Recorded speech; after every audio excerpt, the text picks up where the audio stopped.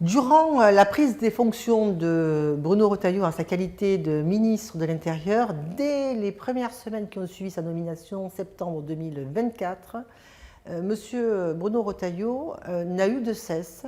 que d'inciter à la haine, à la provocation discriminatoire à l'endroit des musulmans de façon générale, des immigrés, mais plus précisément de la communauté algérienne. Donc c'est allé crescendo.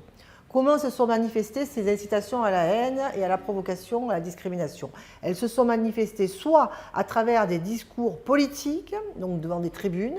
à l'occasion donc notamment de sa campagne électorale à la présidence de son parti, ou à travers, là, en sa qualité de ministre de l'Intérieur, à travers les différentes interventions médiatiques. En utilisant des vocables extrêmement discriminants,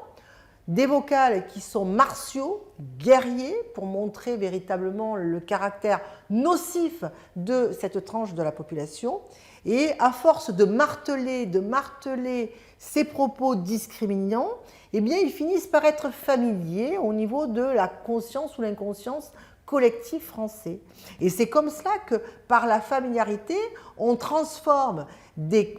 contre-vérités, des propos discriminants par des vérités absolues, par cette familiarisation, et donc par là même,